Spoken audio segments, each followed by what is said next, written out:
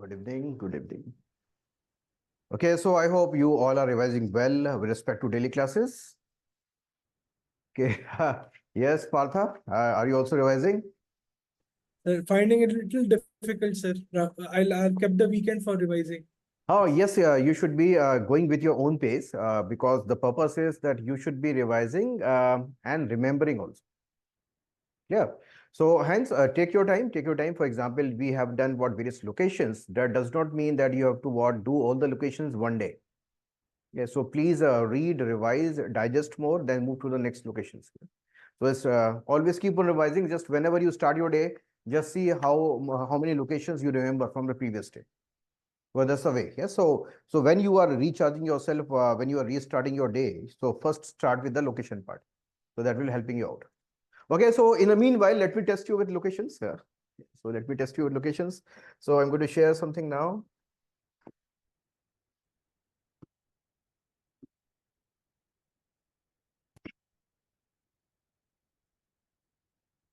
Yeah. Yes. Now, I hope it is working. Okay, now, so let us start with what the Great Lakes, and can you tell me the sequence from north to south? The lakes, and all are allowed to speak. Yes, speak. We will arrange on the board, north to south. Albert, sir. Albert. So actually, we should start with Turkana first. Yes. Okay, then comes Albert.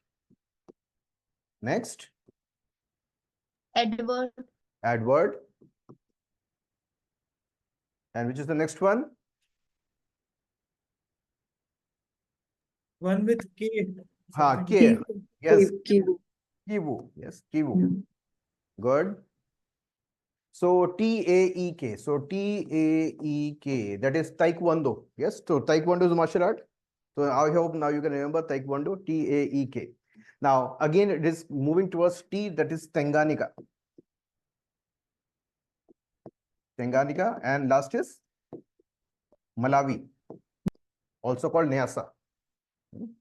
And the middle, the big one is the Lake Victoria. Lake Victoria.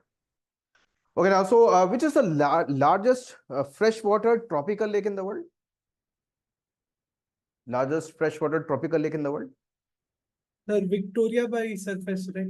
Okay, Victoria is the largest tropical freshwater lake in the world, and the largest freshwater lake is Lake Superior. Okay, now let's do one more thing. I am writing something on the board, the names of certain cities, and you're going to tell which country they belong to or which part they belong to. Okay. So hence, let's start with the city called Homs. So which country?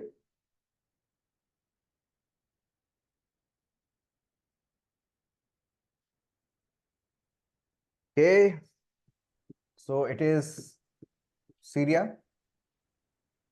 Okay, Hebron.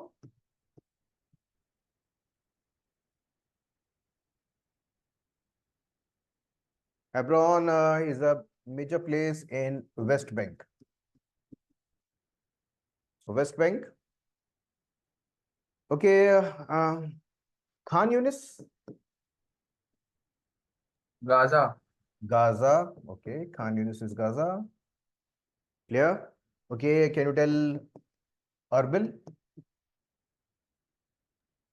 Syria. थोड़ा mismatch, थोड़ा mismatch हुआ. It is Iraq. Iraq. Okay. Now let's do one more.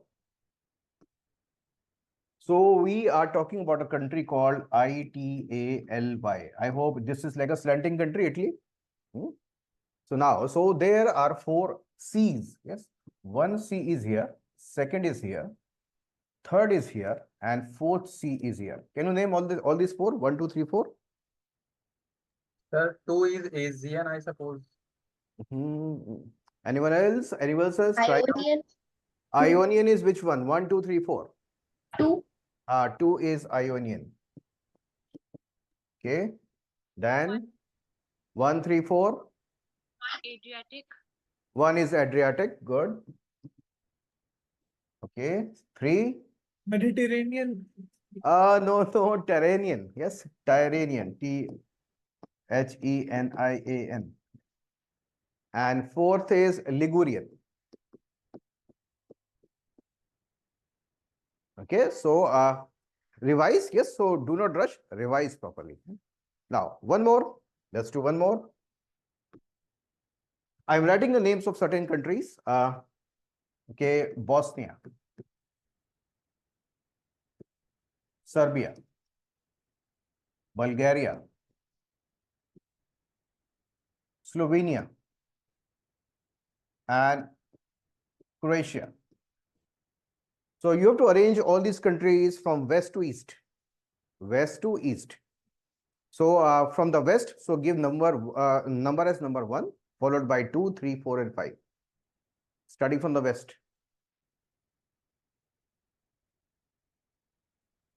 Here all should try. What should be the first? Bosnia. From the western, yes, west to east. West to east. So first will be Slovenia. Then comes next, Slovenia. Croatia, Yes, Croatia is second. Then third. Serbia, Third is Serbia or Bosnia? Bosnia. Bosnia is third. Yes. Fourth is Serbia and fifth is Bulgaria. Okay, so again, you should be seeing the locations. Yes, the arrangement, north to south, west to east, east to west. All these are the probabilities where the UPSC is going to confuse students. Very clear? So that means revise. Yes, revise. Now we have done what? Certain crossings in Gaza. So 3 major crossings in Gaza. Can you name them? Sir, Rafah crossing, Rafah. Okay. Erek Salom crossing, Okay. Rafah. Okay. Erez. Then next. एक और, Next is Kerem. yes, Karen, yes. Okay. Kerem is only for transportation. For goods only, yes, sir. Transportation of goods only. And Erez and Kerem are controlled by Israel. Israel and Rafah by Egypt. And Rafah by Egypt. Okay. Rafah by Egypt. Okay. So what, do 2-3 locations per day. That is more than enough. So that means you start your day and end your day again with the location so that they will be memorized in your mind forever. Okay. So let's restart the class and let's move to the new topics.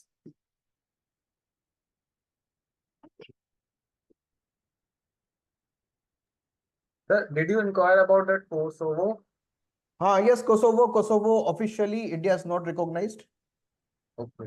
India is not recognized, and even last year there was a visit by President Murmu, yes, to Serbia. So where India assured that there will not be recognition of Kosovo. Yes, so it's now. Okay, so let's start. Now, so we are talking about a dispute, Venezuela and Guyana dispute now. Now, when you talk about mineral resources, when you talk about Venezuela, the major mineral resource is oil, crude oil. Now, when you talk about Venezuela, is actually in terms of reserves, in terms of crude oil reserves, is number 1 country in the world, Venezuela. Now, not in terms of production. In terms of production, United States is the first, followed by Saudi Arabia or Russia. Yes, these are the countries. Now, when talk about oil reserves, Venezuela comes at the top. Now, the neighboring country of Venezuela, that is Guyana, has also now unearthed what huge oil reserves within its territory. Now, throughout the colonial period, yes, we know mostly the Spanish were there. The Guyana was under the Britishers. Okay, it is the only British colony. It's the only Guyana is the only English-speaking country in the entire South America. So now there was a dispute of the boundary. So now the Venezuela is also claiming the oil-rich area of Guyana. Okay, so hence the dispute is arising. So for example, when you see on the map, yes, this entire country which I'm demarcating is actually the boundaries of Guyana. But now this half the region, yes, when you divide this half the region, which is oil rich, is now claimed by Venezuela. Okay, now, so this is a dispute now. So Guyana and Venezuela are in the conflict over resource rich Escobar region. Yes, so this is the Escobar region and this is the Escobar River, which demarcates this area. Now, the dispute has intensified after the US company, which is ExxonMobil, led to the oil discovery in this Escobar region in Guyana. Now, further, Venezuela conducted referendum to claim, yes, to claim that territory as its own territory. Now, though it was questioned by International Court of Justice, but Venezuela proceeded with the referendum. Now, further, what happened? Now, Guyana responded by raising its flag on the Essequibo territory when the dispute is going on. So India has got a what ties, because Guyana is basically the base for various Indians who were indentured labor brought by the Britishers. Okay, so India has a close tie with Guyana. So India supports Guyana, and US also backs Guyana. Why? Because the US oil company is operating in Guyana. Yeah, simple. Okay, US oil companies. So Essequibo region is a disputed region between what Venezuela and Guyana, though officially it's a part of Guyana, but claimed by Venezuela. Okay, so land boundary dispute started in the colonial period between British and Spain. Now the Britishers unilaterally fixed, yes, the boundary for Guyana, which was finally approved in what 1899 Paris Arbitral Award. That means the current boundary was fixed by 1899 what Paris Arbitral Award. Initially, it was unilaterally fixed by Britishers. Now, while the British line accepted by Guyana is the current de facto boundary, Venezuela maintains a historic claim. Hence, Escobar is in dispute. Essequibo is in dispute. The territory of Essequibo is in dispute. So this distributed area is, the length is 1034 kilometers, the entire river length of Essequibo River. And it's a huge territory of around 1.4 lakh square kilometer, currently administered by Guyana. So now the UPSC will be asking, okay, the disputed region of Essequibo lies, yes, or the issue of dispute between which of the following countries? So here it is between Venezuela and Guyana. Now further, so when we are talking about Venezuela, current status is Guyana submitted a dispute to the ICJ. Despite Venezuela's withdrawal from the case, proceedings are still currently going on. That means the dispute is there. Now both of the countries are also raising their troops at the border to claim it. Yes? So it may lead to fight which should be prevented by the world. Now this is the current status. Now when I talk about Venezuela now, location, so it becomes important. So Venezuela is a country in northern South America. It borders the Caribbean Sea. So this is the Caribbean Sea. This is the entire Caribbean Sea, the north. So this is the northern part of the South America. Now the neighboring countries are Colombia. Colombia is a neighboring country. Guyana is a neighboring country. And Brazil is a neighboring country. So Colombia, Guyana, and Brazil. Now there are certain important geographical features here. The geographical features are the Andes. Okay, so northernmost part of the Andes touching what? Venezuela. Now these are the plains. Llanos are the plains. Llanos are the plains. Guyana Highlands. And very important, the largest lake in South America, Lake Maracaibo. The Lake Maracaibo, the largest lake in South America. It's actually not fully a lake. There's an opening to the shore also. So it's a brackish water lake. Yes, brackish, like our Chilica Lake. Yes, like our Chilica Lake, it is Lake Maracaibo. So when we see what the Venezuela is bounded by three major countries, the Guyana, the Brazil, and Colombia, and at the top by Caribbean Sea as the sea bordering the north. Lake Maracaibo is the largest lake here. The plains are the Llanos, Guyana Highlands, and Andes are reaching Venezuela. So northern Andes. Further, yes, and the major river here is Orinoco River. Yes, Orinoco River is the major river. So Orinoco is a well-known river of the Amazon basin. So Orinoco.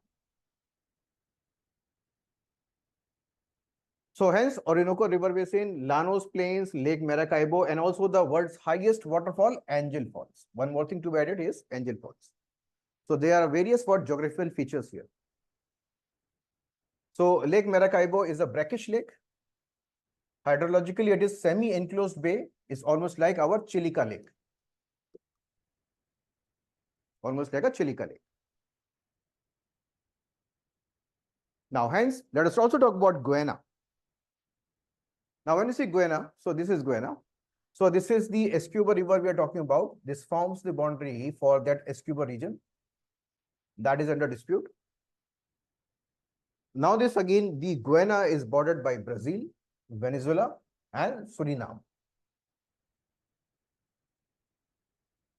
Now, so it's important note here is it is the only English-speaking country of South America. Only English-speaking country. So rest of the countries are which language is the major language? Spanish. Now, which is the country in South America which is Portuguese speaking? Brazil. Brazil. Okay. So Brazil is the only country which is Portuguese speaking. Suriname is the only country, sorry, Suriname, Guyana is the only country which is English speaking. Rest of the countries are Spanish speaking. So till now, it was mostly an agrarian country. Now with the exploration of oil, the oil economy or the oil economy is booming up. Yes, which is now Venezuela ultimately finds a competitor besides itself in South America. Hence, it is laying more claims. And yes, the territory is still disputed, as disputed claimed by Venezuela. Now, there's one more river that is called Quarantine or whatever the word. Yes, Quarantine, yes, river, which is ultimately the boundary between the Suriname and the Guyana. So two rivers, two important rivers, Escobar River, the disputed one, disputed region, and Quarantine River, which is actually the border between Suriname and Guyana. Okay, so whatever I've highlighted, only those things to be remembered. So do not try to remember each and every possible thing, because the things are to be induced on the basis of current news. Further, let's move. Now, one interesting case here is what we are fighting is Venezuela is fighting for oil control. Guyana is also trying to explore as much oil as possible. But within South America, there's a country called Ecuador, which has declined to go for oil exploration in the Amazon forest, which comes within its territory. So there's a contrasting study also. Hence, Ecuador. Ecuadorians rejected oil drilling in Amazon within Yasumi National Park, one of the world's most biodiversity reserves. Now, this is Yasumi National Park in eastern Ecuador. Yasuni National Park. So now we are seeing two countries which are fighting for oil, and there's a one country which is saying no to oil. Okay, so that is Ecuador. Now, Yasuni was designated as a World Biosphere Reserve. It's a biosphere reserve. Now, Ecuador in the western corner of South America is named after Equator. So Ecuador is named after Equator, which passes through this, and is bordered by two countries, Colombia and Peru. So Colombia in the north and Peru in the south or southeast. And the high Andes Mountains forms the backbone of this country. Now, the topmost, the highest, not the topmost, the highest active volcano, that is the Cotopaxi volcano. Cotopaxi volcano is where? Is in Ecuador. So now, so Ecuador is a country which has ultimately declined to explore what oil in the sensitive Amazon forest. Now, on the contrary, Venezuela and Guyana are going for oil exploration more and more. Now, the major features are surrounded by Colombia and Peru, and Cotopaxi, the highest active volcano, lies in Ecuador.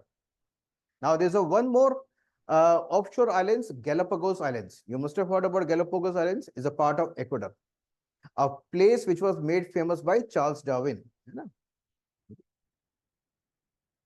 So now, Cotopaxi in the Andes is the highest active volcano in the world. Ecuador is situated on the Ring of Fire. Yeah, Ring of Fire of the Pacific Ocean. And it's a seismically active belt of earthquake, epicenters, volcanoes, and tectonic plates. Now, Galapagos Islands are to the west of Ecuador. Now, there's one more Costa Plains, which are known for what? Bananas. It's a major production area of bananas. And the Orient in the east is rich in oil. where the Yasuni National Park is there.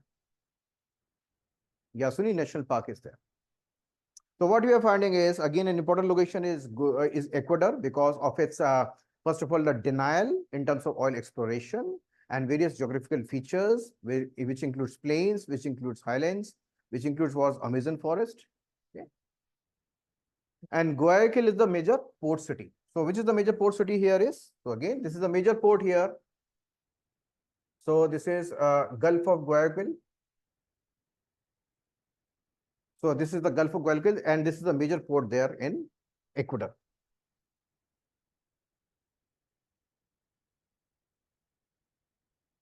Okay, now I hope the three countries are very clear. The Venezuela, Guyana, as well as Ecuador. Now let's talk about again a dispute which emerged between Pakistan and Iran. So you know there is a place called Balochistan in Pakistan. And when you talk about Balochi people, they are completely about different ethnic what population, yes. And that Balochi tribe is spread in three countries: Pakistan, Iran, as well as what certain parts of Afghanistan. Now Balochis are trying to create their own independent country. Now Balochis feel they are exploited under Iran also. So Balochis are also exploited by the Pakistanis also. So they are claiming an independent Balochi land. So hence what happened, a militia of Balochis, which were based in Pakistan, was attacked by Iran through by airstrikes, which led to a dispute between Iran and Pakistan. Okay, so let's see, first of all, the relationship between Iran and Pakistan has taken serious hits over Iranian missiles and drones attack on an organization. There's no need to remember the organization, which is a anti-Iran Baloch militant group in Pakistan's Balochistan province. Now let's see the location. Now, when you see this map, yes, so Pakistan, Iran, and Afghanistan, this is the entire area which is influenced by Balochi people. So Balochi people. Now, so majorly, this is in Pakistan. This is a part in Iran. And this is the other part in Afghanistan. So hence there was an airstrike from the Iran side in the Pakistani side against a organization which is working against Iran, as Iran is ultimately finding for its anti-Iran activities. So now when you find, first of all, what is important here to notice, the Iran and Pakistan border is known as Goldsmith Line. Now, first of all, what to remember here is the Iran-Pakistan border is known as Goldsmith Line and it spans around 900 kilometers. Now, the ethnic Baluch people inhabit both sides of the border. Now, in the Iran, which are the two areas, which are two provinces where the Balochi people are there, are Sistan and Balochistan. And in Pakistan, this is known as Baluchistan. Yes. So this is in Iran, Balochistan. Yes. Now, Baloch people share common cultural, ethnic, linguistic, and religious identity. So hence they want independence from both the countries. So the thing to remember here is Iran-Pakistan border is known as Goldsmith Line, and Balochis are spread through across three countries. Now, marginalization and grievances. The Baloch in both Iran and Pakistan have experienced marginalization and feeling politically and economically distant. In Pakistan, the Baloch face challenge as ethnic minority because who is more dominant than Pakistan? The Punjabi dominated Pakistan. Now in Iran, they are not only an ethnic minority but also religious minority because Iran is mostly Shia and Balochis are Sunni. Balochis are Sunni. So in both the countries, so they are overtaken by the dominant majority there. So Punjabis in Pakistan and the Shia Muslims in Iran. Now, economic disparities. The Baloch homeland is rich in natural gas, coal, and many minerals. But that has led to exploitation of Baloch area rather than providing benefits to the Balochi people. For example, Balochistan is the major area of what CPEC, China-Pakistan Economic Corridor. Now here, the Chinese are overtaking the minerals exploration. And also the Gwadar port, you must have heard, Gwadar port. So Gwadar port is in Balochistan. So Gwadar port is actually seen as the route for Chinese control of for the entire Arabian Sea, the Persian Gulf. Okay. So it is dominated mostly by the Chinese, undermining the autonomy of the Balochis. So hence what we are seeing is independence movement. So the marginalization of Baloch people, both Iran and Pakistan, has fueled separatist movements, seeking a greater Balochistan as a nation state. As a nation state.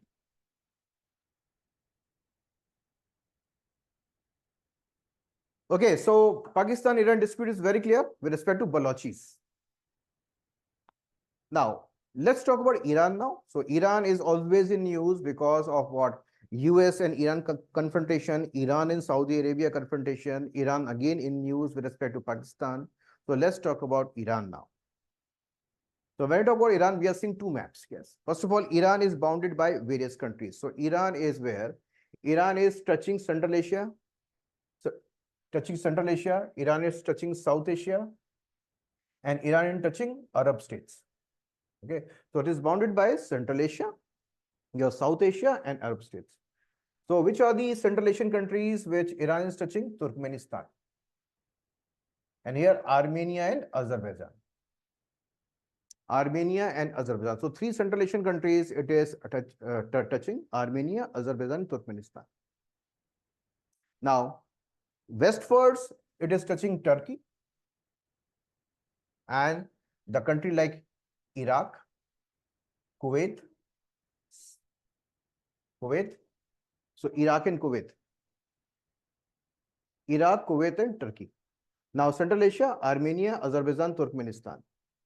Now moving towards South Asia, Afghanistan and Pakistan. Afghanistan and Pakistan. That means 1, 2, 3, 4, 5, 6, 7, 8 countries it is bordering. So that means, so Iran. So when you are going to ask the location of the Iran, it is actually touching Central Asia, South Asia and the Arab states. Now when we talk about the Iran, so let's first of all identify the major cities here.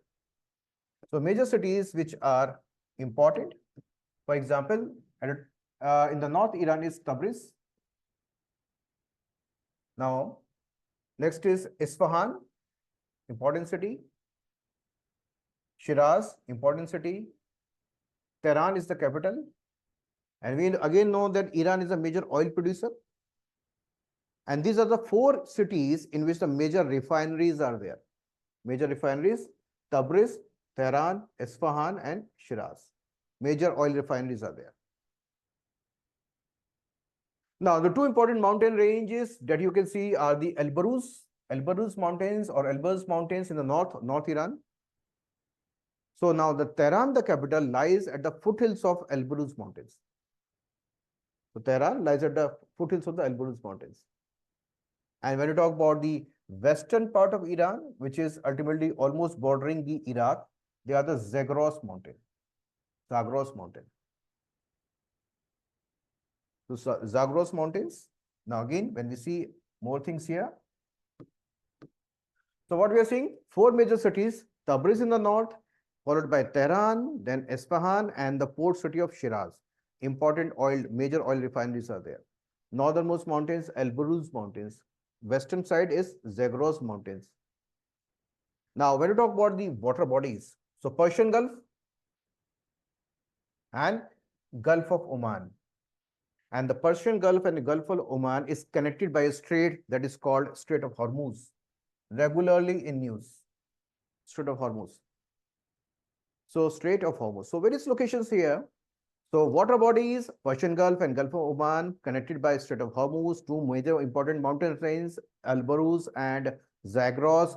Tehran lies at the foothills of Elburuz mountains. So what we are, again, let's read it again. So Iran, formerly known as Persia, is situated at the crossroads of 3 major areas or zones: Central Asia, South Asia, and Arab states or the Middle East. So it is bounded by 8 countries: Azerbaijan, Armenia, Turkmenistan. Caspian Sea is a water body: Pakistan, Afghanistan, Persian Gulf, Gulf of Oman, Turkey, and Iraq. Zagros Mountains, again, in the western side, northwest to southeast. Elburuz Mountains, the Caspian Sea, that is the northern part. Largest inland body of water is Lake Urmia. Let's see if the Lake Urmia is shown or not. So Lake Urmia is here, northern Iran. So Lake Urmia.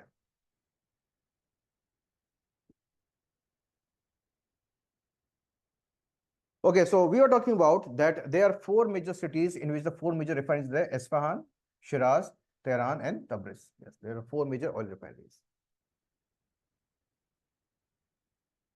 So we are talking about disputes. Yes, we have talked about what disputes about Guyana and Venezuela. We have talked about disputes of Pakistan and Iran. Let us talk about another dispute in news regularly is Armenia and Azerbaijan. I hope you must have heard about these two countries, Armenia and Azerbaijan.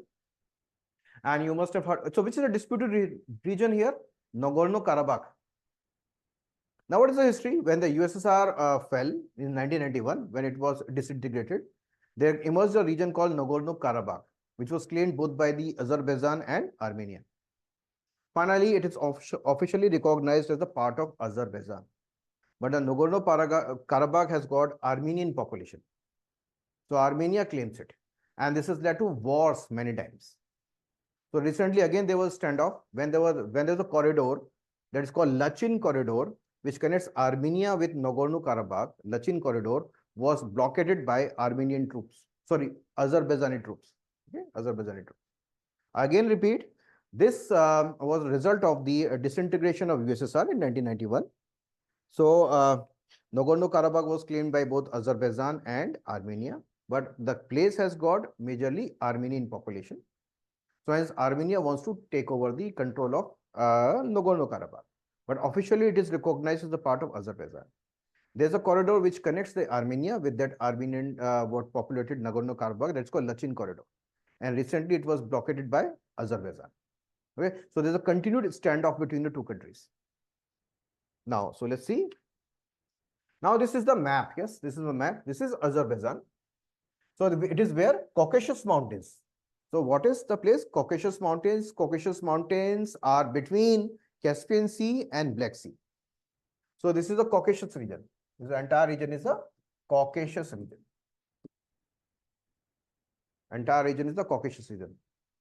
So this is south of Caucasus. Hence it is known as Transcaucasia, south of Caucasus. And this is the Azerbaijan, and this is Armenia. And this is Nagorno-Karabakh, which is lying within the Azerbaijani territory. And this is the Lachin Corridor, yes, that connects Armenia with Azerbaijan. Very clear? Armenia with Azerbaijan. Now, South Caucasus or Transcaucasia is a region on the southern Caucasus Mountains. It roughly comprises the modern countries of Azerbaijan, Armenia, and Georgia. So, three major countries in the Transcaucasus region: Georgia, Armenia, and Azerbaijan. Nagorno-Karabakh region is a mountainous landlocked region. It is a forested region and geographically lies within the boundary of Azerbaijan. The region is also known as Artsakh, yes, by the Armenians. So another name for Nagorno-Karabakh is Artsakh, or whatever you want to say, Artsakh. This is the term that is being used by the Armenians for Nagorno-Karabakh.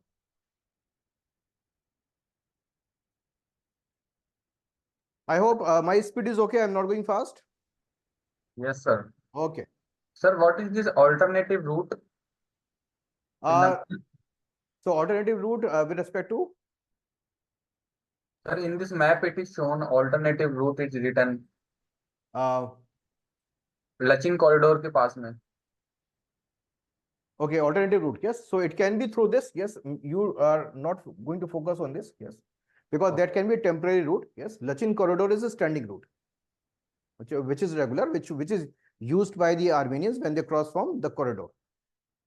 Yeah. So which was blockaded by the Azerbaijani. Now further. Now Nagorno-Karabakh lies in the mountain ranges of Karabakh. So overall internationally recognized as part of Azerbaijan. The Republic of Artsakh is autonomous but controlled by Armenia. The major ethnic group of the region is Armenian. That's why Armenia claims it. Now, Lachin Corridor, it's a road that links Armenia and the enclave of Nagorno-Karabakh, blockaded by Azerbaijani protesters. Now, what is the strategic significance of this area? Now, the energy-rich Azerbaijan has built several gas and oil pipelines through the Caucasus, And these pipelines are going to western side, to Turkey and Europe. So that means Azerbaijan is again an oil-rich country and a gas-rich country. It's a major supplier to Europe as well as Turkey. So now if this conflict escalates, it can lead to disruption of energy supply to Western countries. So now, first of all, it's rich in, again, oil and gas. Some of these pipelines pass close to the conflict zone. So in an open war, this can lead to what? Escalation of what? Energy crisis. So hence there's a requirement of what? Peace to be maintained. Yes, so peace to be maintained. Hence, for maintaining the peace comes a group that's called Minsk Group. So first of all, we'll talk about Minsk Group a little later. I gave you a history also that Nagorno-Karabakh declared independence after demise of USSR claimed by the Azerbaijan and Armenia. Hence, the standoff continued and many wars happened. So later, to bring peace, stability, and to control war in this area, an Organization for Security and Cooperation in Europe, OSCE, or the Minsk Group, was created, which is co-chaired by 3 countries, USA, Russia, and France. And they have been regularly engaging with what? Azerbaijan and Armenia to resolve the conflict. Clear? Now, so standoff is regular. Conflict is happening for the last 30 years, and it can erupt anytime so as to maintain peace, because it's an area of what? A huge mineral resources, especially oil and gas, and that has got huge supply to Western countries. It can lead to disruption of energy supply, energy crisis. Okay, hence there's a requirement of the maintenance of peace. For the peace, a Minsk Group was created. Now this is co-chaired by 3 countries: USA, Russia, and France. Now let's see the Minsk Group in little more detail. The Minsk Group, or the OSCE Minsk Group, was established in 1992 by the Conference on Security and Cooperation to bring peace and stability. Co-chaired by, means all these are the co-chairperson.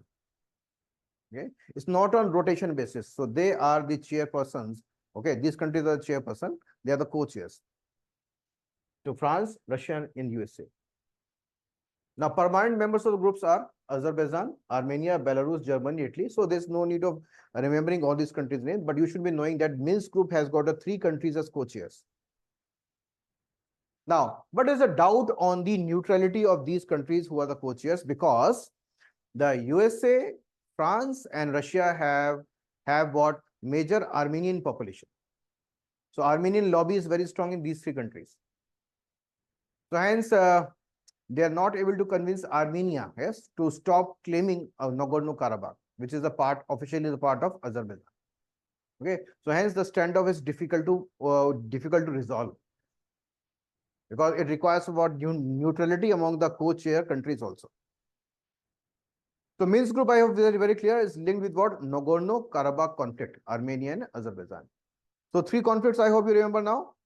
Okay, so Venezuela and Guyana, Iran, Pakistan issue, and we have now done what? Nagorno-Karabakh issue between Armenia and Azerbaijan. Now let's move further. Now, when you're talking so many things about Central Asia, let's see now the complete Central Asia. So Central Asia, we are roaming. First of all, we were in Iran.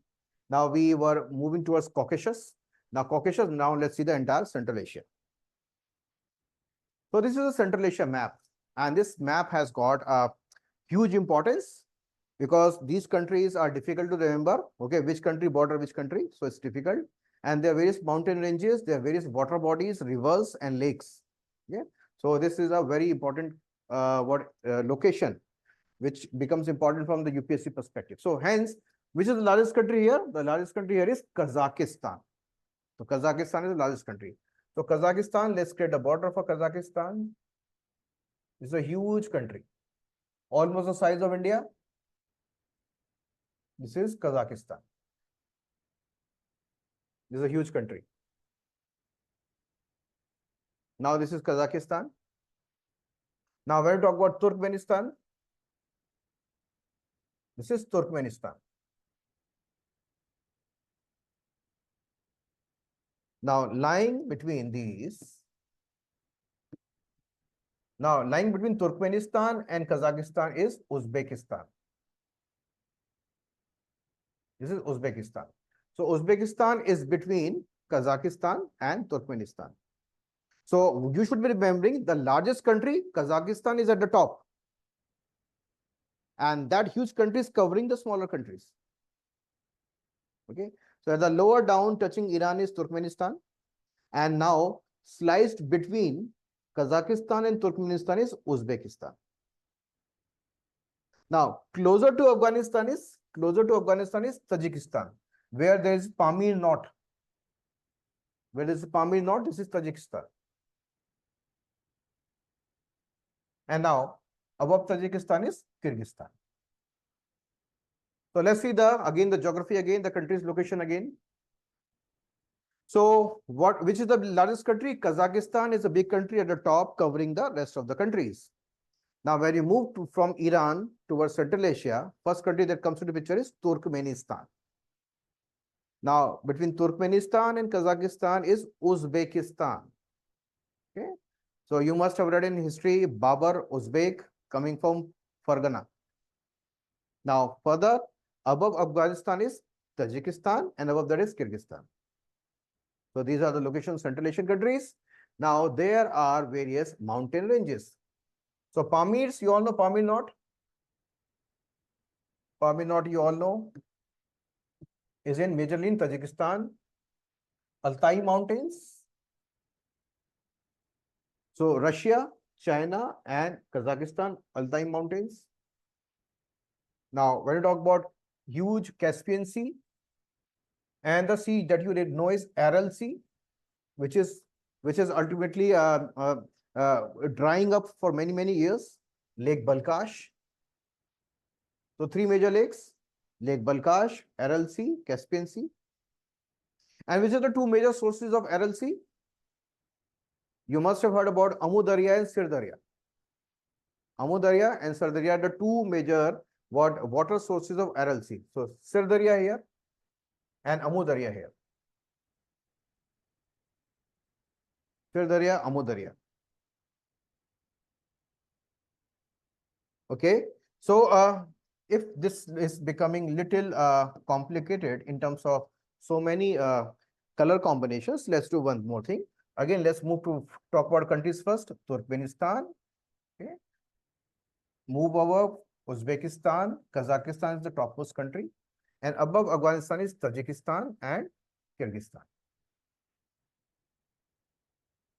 Now let's do in different color. Now let's talk about the water bodies. So Caspian Sea, Aral Sea, and Lake Balkhash. Now, the two main feeding rivers for Aral Sea is Amu Darya and Sir Darya.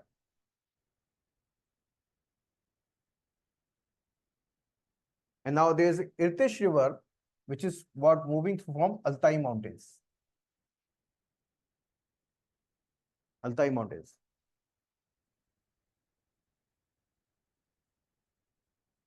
Okay, so I hope now you are able to locate them, all of them.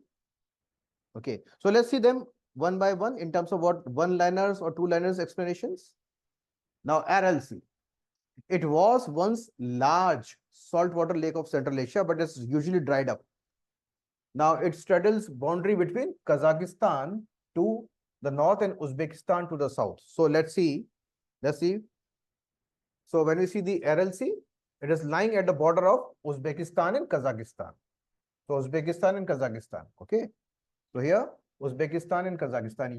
Uzbekistan and Kazakhstan. The Aral Sea and its demise are of great interest and increasing concern because of the remarkable shrinkage of its area. Why? Because for irrigation, the major sources, that is Sir Darya and Amu Darya, the water has been diverted to farmlands rather than entering into the sea, the Aral Sea.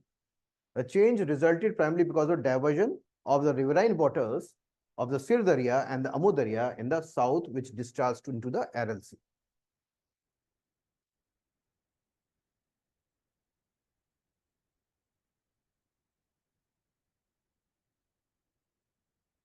Okay. Now, okay, I hope everyone is able to go with the class, connect. Okay, Madhvi, is it okay? Yes, sir. Okay, Vipra,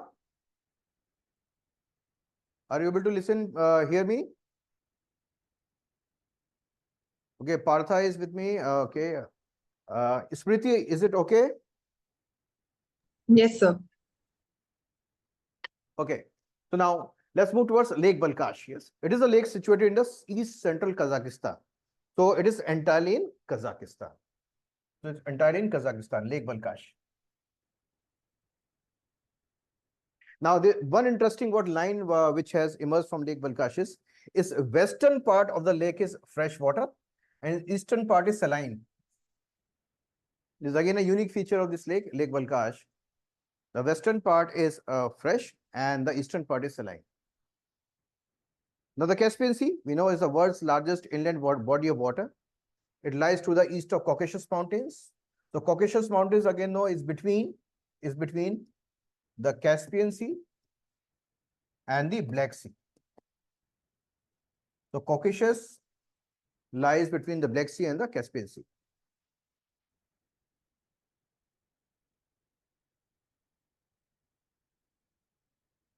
Now, further, the Caspian Sea is bordered to the northeast by Kazakhstan, Turkmenistan, Iran, Azerbaijan, and Russia. Yes, so it is bordering 5 countries. Let's see again. Now, so Caspian Sea, here it is Iran, okay. Here it is Kazakhstan, Turkmenistan, this is Russia, and this is Azerbaijan. So 5 countries it is bordering.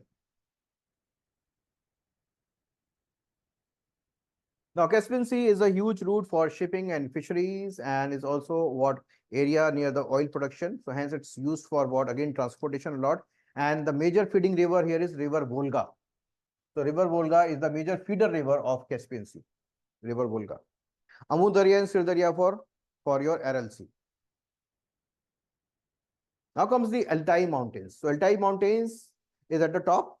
So let's see again the location of Altai Mountains. So Altai Mountains is at the top. So that means it should be what, bordering what, Kazakhstan, Russia, China. So such type of countries, Altai. So Altai Mountains, okay, so Russia, China, Mongolia, and Kazakhstan. Yes, one more country, Mongolia.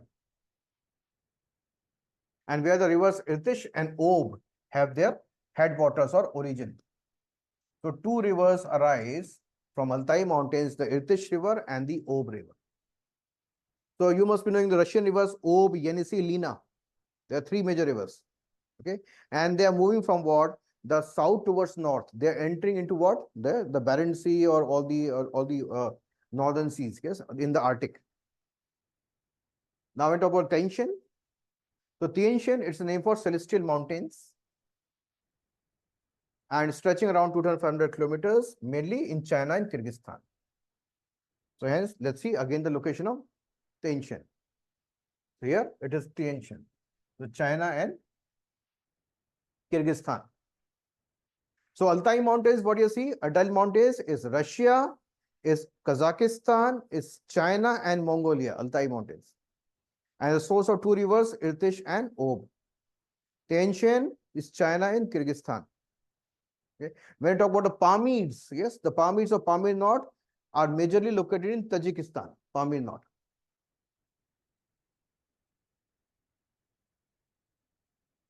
The Pamirs, yes, the highlight region of Central Asia, majorly we know in the form of Pamir Knot, and from which the various mountain ranges emerge. Yes.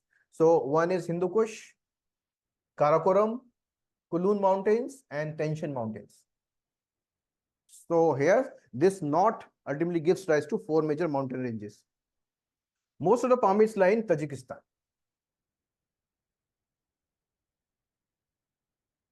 Okay, so that means we have done what, enormous locations, and Central Asia is always in news, is very, very important with respect to what, UPSC. So hence, you should be knowing all these mountain ranges, the bordering countries, rivers, water bodies, and hence we have gone through all those. Now, let's talk about again a current affairs news, GIDH. That is Global Initiative on Digital Health, which is again the outcome of what, G20 summit. Now, G20 summit aftermath gave rise to what, various more initiatives. Now, So during India's G20 presidency in 2023, the WHO initiated the Global Initiative on Digital Health. It's simply, yes, it's an initiative to promote e-health. It's to upgrade the health systems, provide information dissemination, exchange of information by using digital means. Yes? So digital means for health welfare. So the new GIDH initiative will operate as a WHO managed network and platform to support the implementation of global strategy on digital health, that is 2020 and 2025. So this global strategy of digital health is a WHO promoted initiative.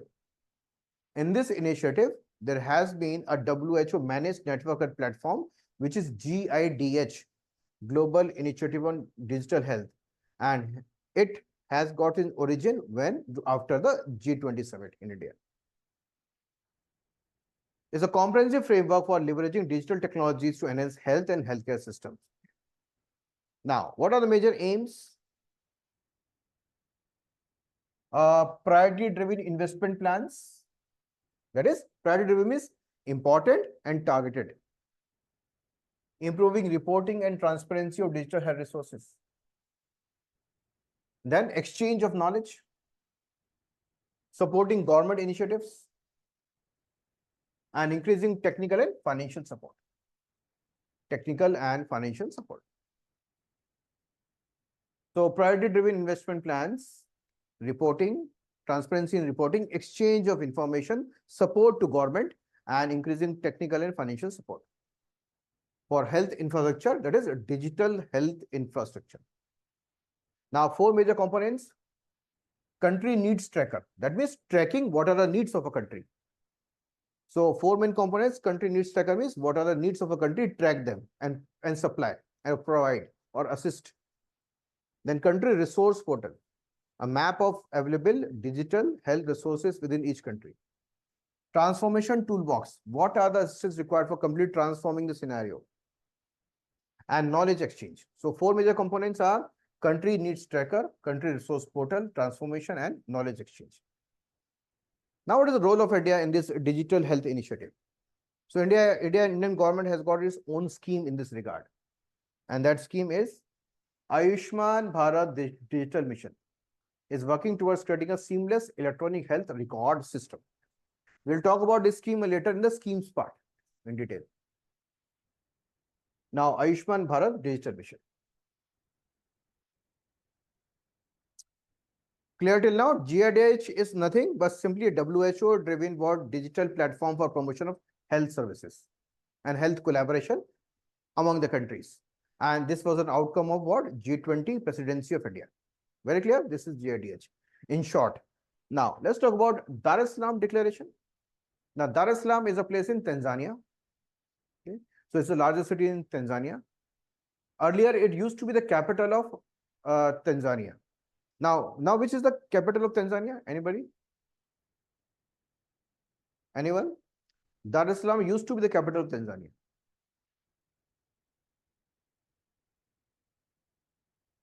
Okay, so okay, it's not necessary to remember the capital first of all. Okay, it's not necessary, but still, if you want to know, Dodoma. Dar es Salaam is actually the most prominent and the largest city in what? Tanzania. Now, in short, what is Dar es Salaam Declaration? In short, so now when we talk about Dar es Salaam Declarations with respect to what? Preserving the donkey population. Now, donkey is basically a beast of burden. And beast of burden for whom? The poor families in the rural areas. Now, what has happened is the illegal trade of donkeys for donkey skin, which are being shipped to or transported to China. Now, this has led to a drastic decline of donkey population. And donkey is a very, very important animal with respect to transportation rural areas, with respect to what other benefits which can be even, for example, a beast of burden can be used for even for plugging the fields. Now, that means it is linked directly with what? Uplifting the people out of poverty. Now, as the people are already poor, they cannot afford what? Expensive machinery. So hence the donkey fulfill their requirements. So, and when even the donkey is being snatched from them, so that means they will be declining more in poverty. And when the people decline more in poverty, the farther they move away from SDG goals. SDG goals. So hence the decision has been taken to conserve the donkey population and to prevent what the illegal trade of donkey. Okay, so Dar es Salaam Declaration. Now, during the 37th African Union Summit, which happened in what Ethiopia, African heads of state agreed to historic ban on trade of donkey skin. Now, this was the result of 2022 Dar es Salaam Declaration. So, this is an outcome of Dar es Salaam Declaration as the first Inter-African Bureau of Animal Resources Donkey Conference in 2022, which led to the Dar es Salaam Declaration. Now, the implementation started after the African Union Summit. Friends, Dar es Salaam Declaration was signed in Tanzania. Now, to understand the harmful effects of the donkey skin trade on animals and communities in Africa. It underscores the rapid decrease in donkeys population and advocates for increased investment in research policies legislation to safeguard the species.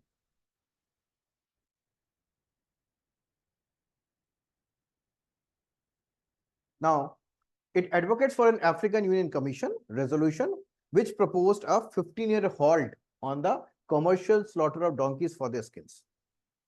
Now, why? Now, donkey skin trade is diverted or routed towards China. We know China consumes everything.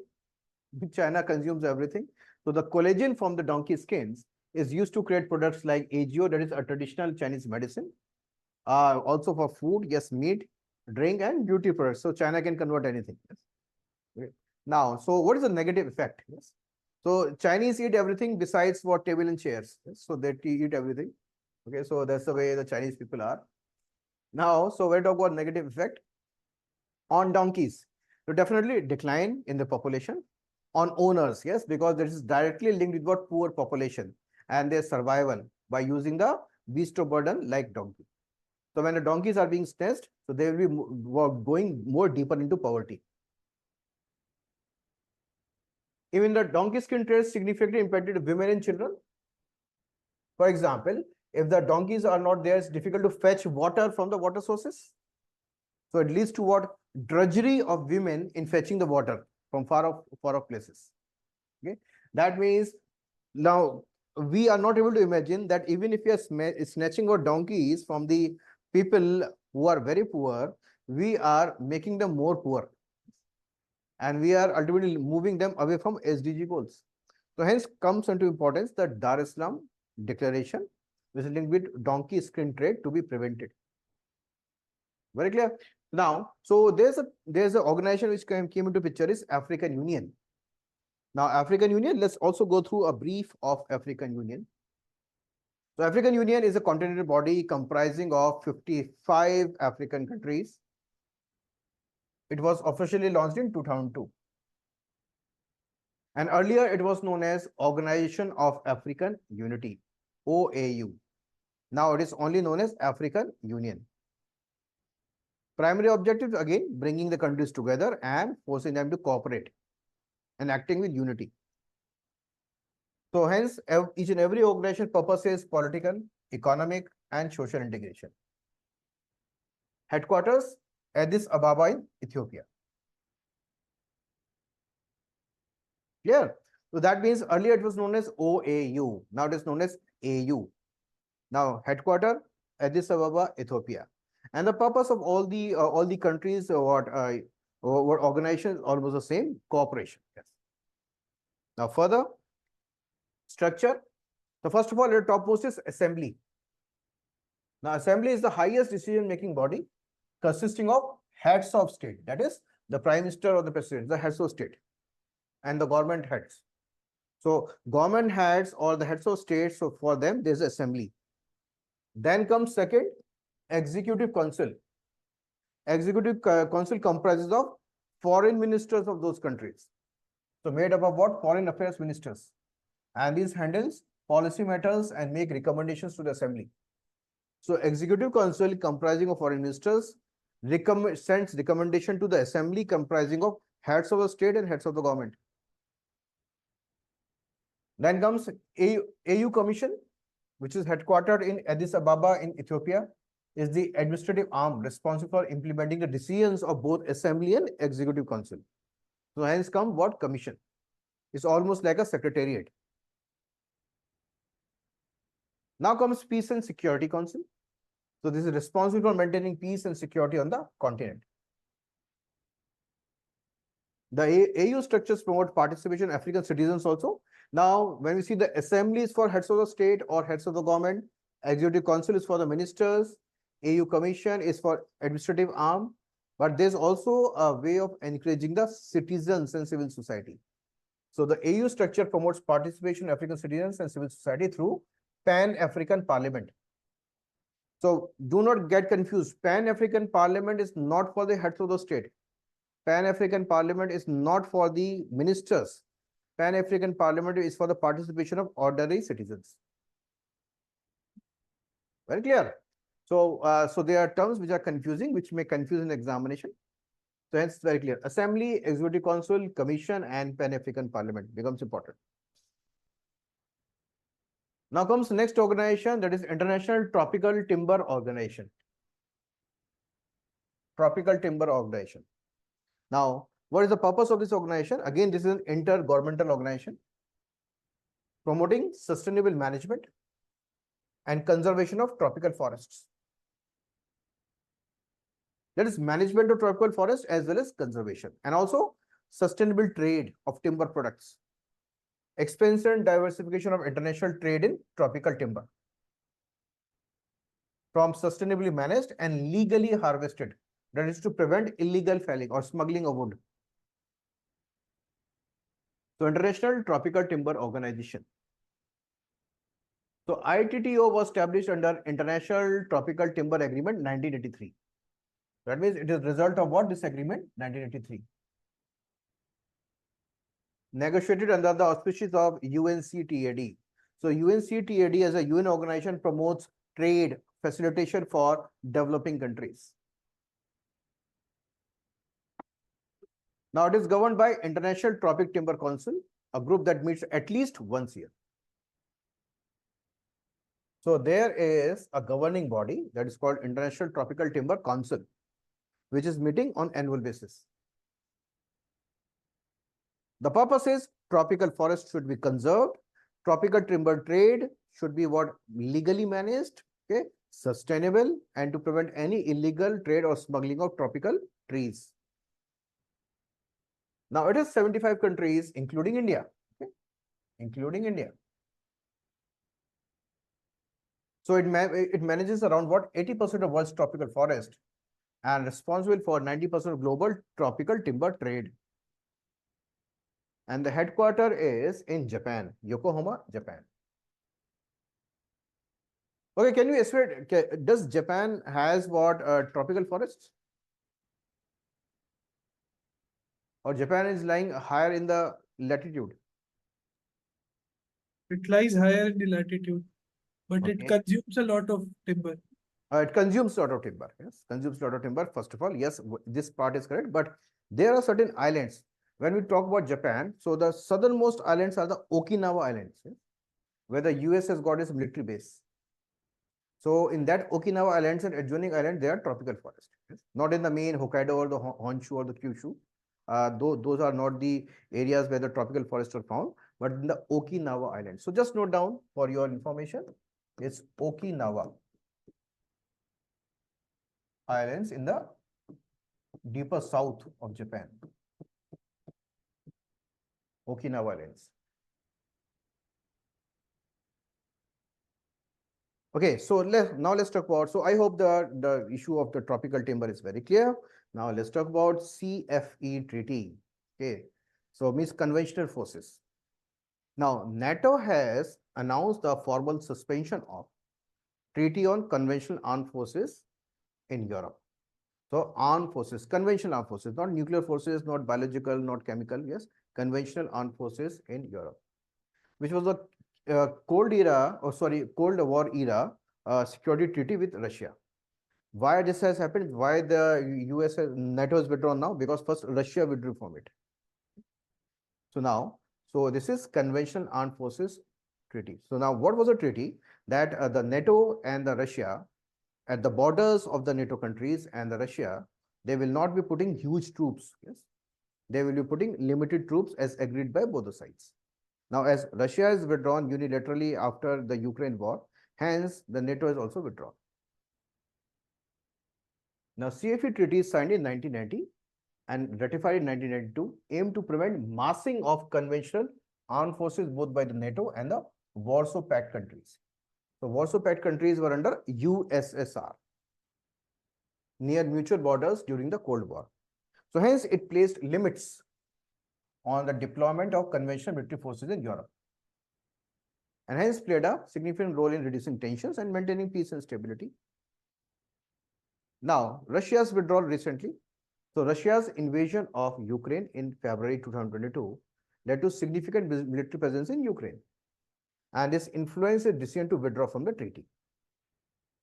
The conflict has direct implications now. So as it has now withdrawn from the treaty, hence more Russian troops are now being sent to the borders of Ukraine also, and also the borders of the other NATO countries also.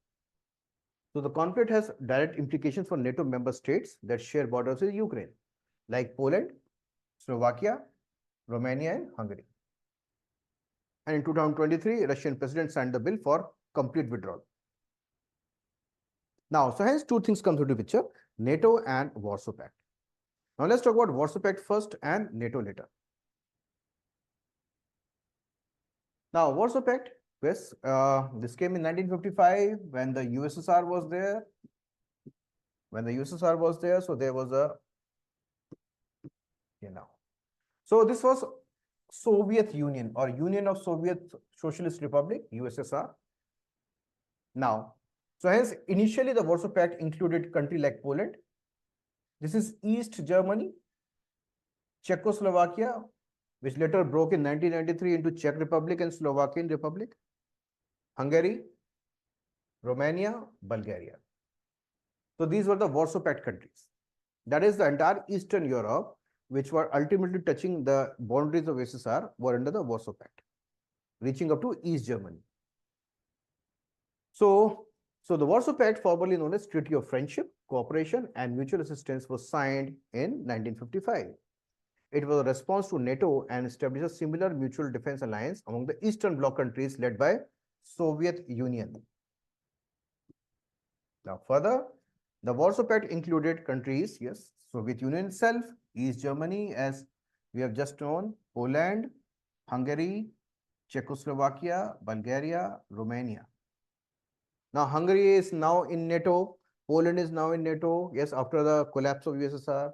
Czechoslovakia, Czech and Slovak, both in NATO. Yes, so all these are now. Romania also in NATO. So all these have moved towards NATO now. So now Warsaw Pact. Now let's see after this NATO. Now there are recent changes happening with the inclusion of more countries in NATO. The last to join is Sweden in 2024.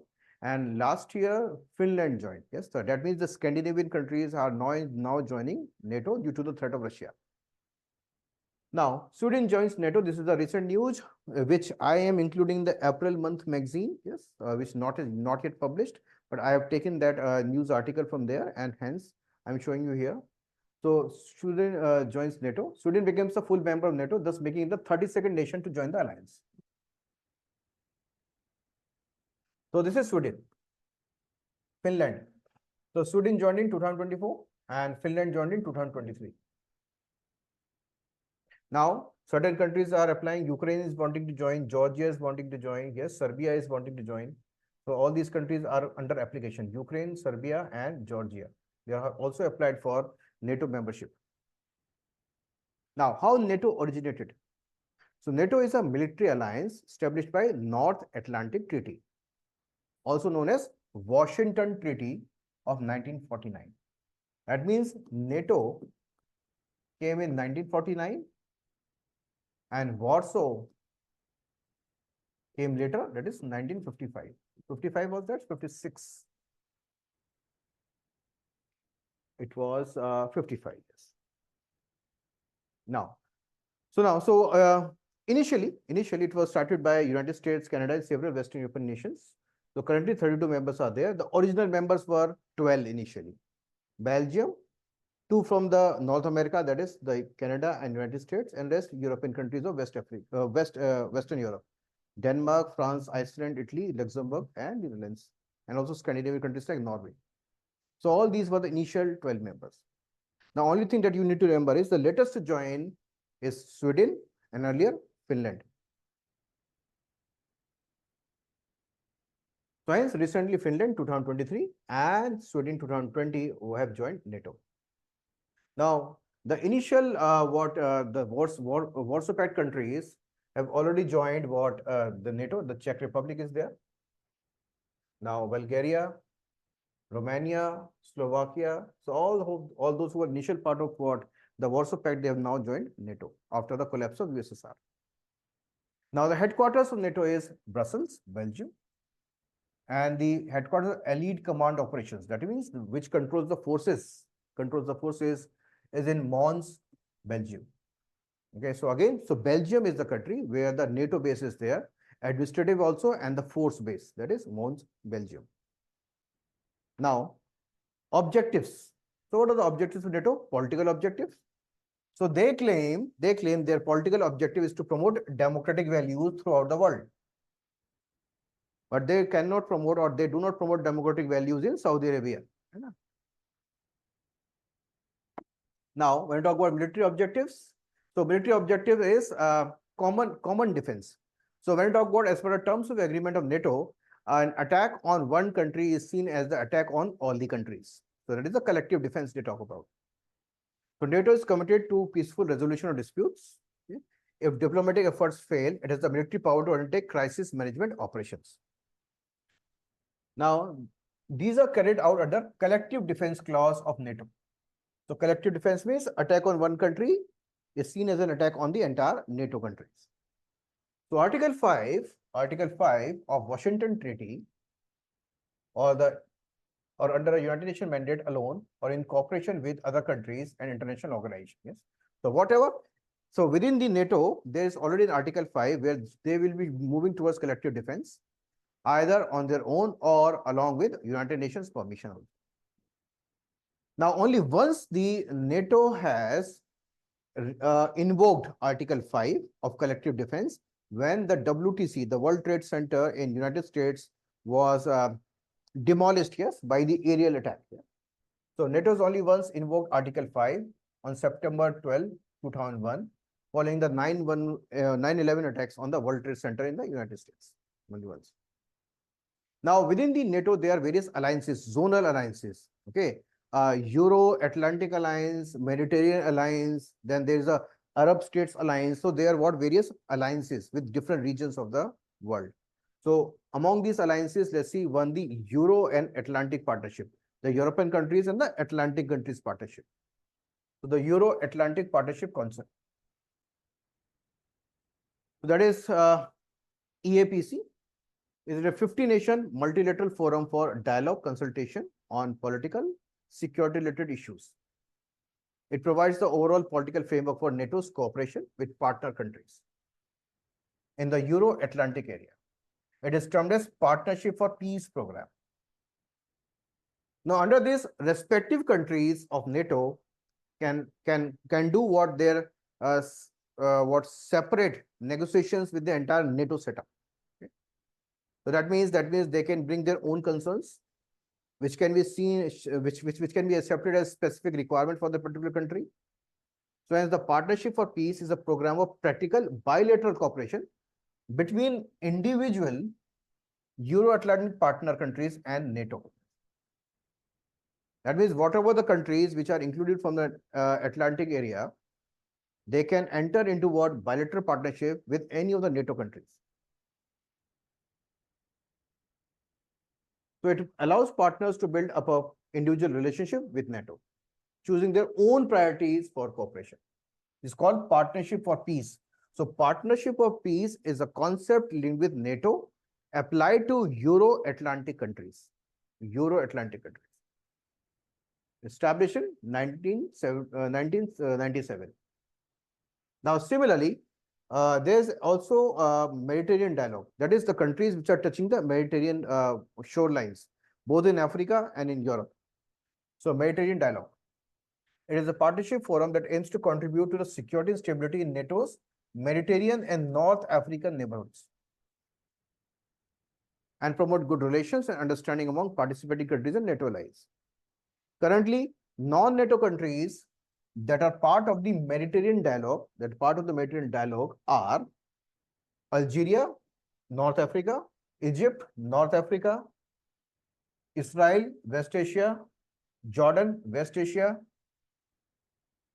Mauritania, again, the North West Africa, Morocco, again, Northwest Africa, Tunisia, again, North Africa. So that means how many countries from Africa? 1, 2, 3, 4, 5, and 2 from West Asia, Israel and Jordan. This is called Mediterranean dialogue. So that means there are regional dialogue forums within NATO, Euro-Atlantic, and this is Mediterranean. Now comes Istanbul Cooperative Initiative, ICI. So you should be remembering all those. Mediterranean dialogue is linked with what? NATO. Istanbul Cooperative Initiative is linked with what? NATO. Yes. Now Istanbul, this is for bringing the countries from the Middle East. So it is a partnership forum that aims to contribute to long-term global and regional security by offering non-NATO countries in broader Middle East region the opportunity to cooperate with NATO. Hence, Bahrain, Kuwait, Qatar, UAE, and currently participate in the initiative. So that means from the Middle East, Bahrain, Kuwait, Qatar, and UAE currently participate. So how many initiatives? What we are seeing in Euro-Atlantic, next comes Mediterranean, next comes Istanbul Cooperation Initiative. Now next comes NATO Plus. Now NATO Plus is NATO countries and 5 treaty allies of US only. Yes. So US got what various treaties with various countries in the world. So which are the closest 5 US allies? They are also included in NATO Plus. So NATO Plus refers to a security arrangement of NATO countries and 5 treaty allies of the US. That is Australia, New Zealand, Japan, Israel, and South Korea as members to enhance global defense cooperation and to counter Chinese Communist Party. Now, NATO Plus is not an officially recognized or established concept within NATO. Okay? It's NATO Plus. That is something extra. It's an extra arm or the external arm. Yes, it's not a part of the NATO system. It's just an outreach to respective countries across the world. The purpose here is to counter China. That is NATO Plus. I hope very clear.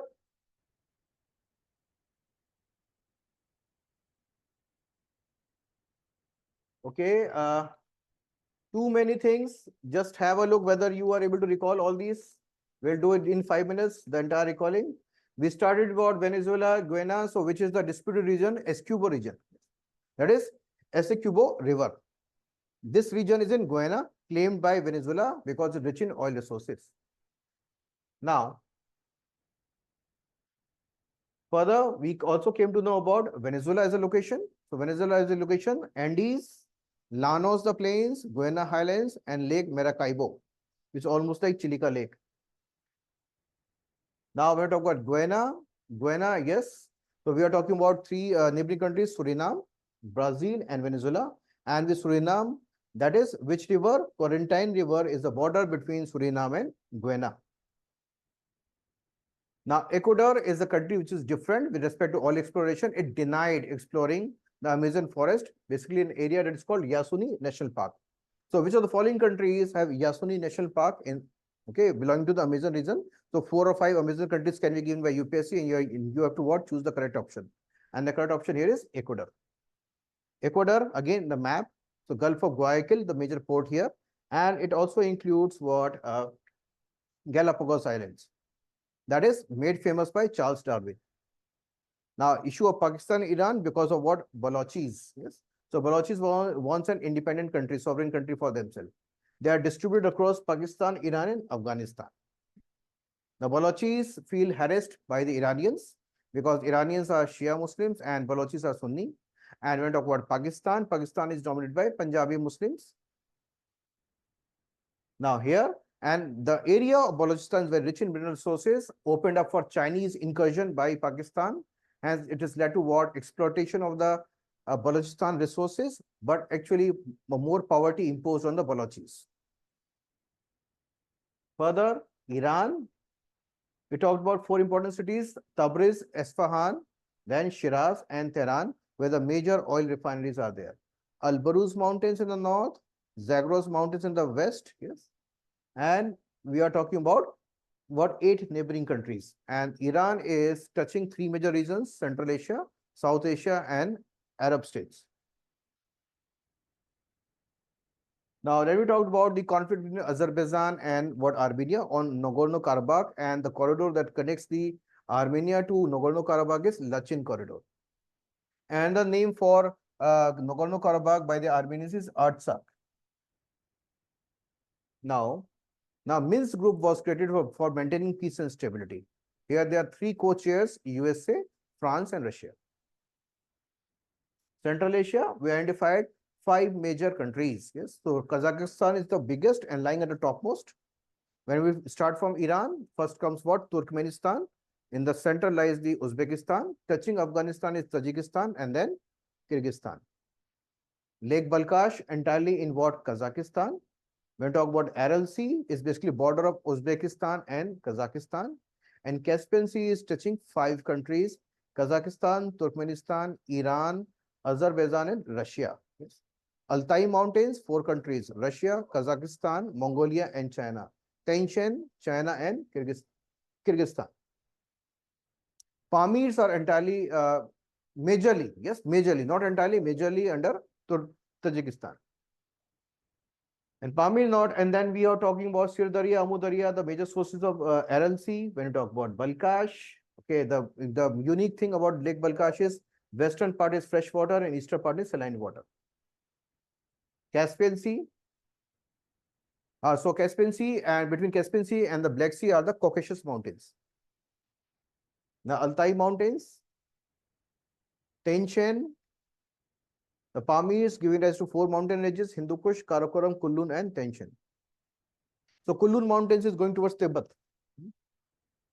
Now GIDH was an initiative which emerged from G20 presidency of India. It is WHO driven. The purpose is to upgrade the digital infrastructure with respect to health across the countries. And the Indian scheme which is working for this is Ayushman Bharat Digital Mission. Dar es Salaam Declaration is with respect to prevention of illegal trade in donkey skin. African Union emerged initially as Organization of African Unity. Headquarters is Addis Ababa. Structure: Assembly of Heads of the State, Executive Council of Ministers. Then comes what? Commission, which is the administrative wing. Then comes what? Pan-African Parliament, which is basically a parliament of what? Common citizens. International Tropical Timber Organization, where? In Yokohama, Japan. The CFE Treaty, that is Conventional Forces Treaty, from where Russia withdrew and now NATO withdrew. Now, emerged Warsaw Pact countries, 1955. NATO, 1949. That is also called North Atlantic Treaty.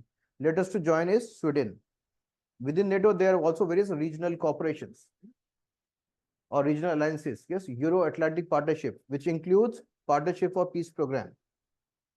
Then Mediterranean Dialogue, yes, for the Mediterranean countries. Yes, non-EU countries which are included are 5 from Africa and 2 from West Asia.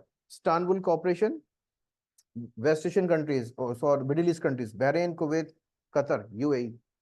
And NATO plus 5 allies of US, which are spread across the world. I hope it's easy revision now. Let's start with what? Apex Summit 2023. Now, Apex Summit 2023 took place in San Francisco, California, United States. Now, the key highlights, again, what becomes important? The theme of the summit becomes important.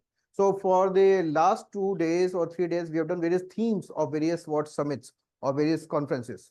So themes become important. You have to write the theme in front of the summit or the conference. So APEC 2023 summit was creating a resilient and sustainable future for all.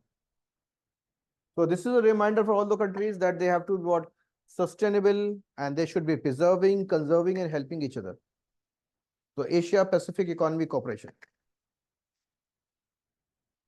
Now, it reaffirmed the commitment to free, fair, and open trade. And finally, it adopted Golden Gate Declaration. And you very well know Golden Gate is a famous bridge in San Francisco.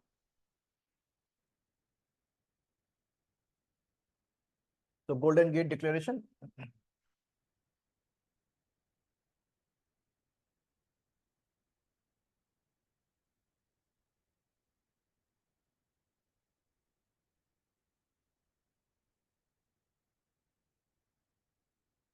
Okay, Bhumika was saying something, black turtles in what context?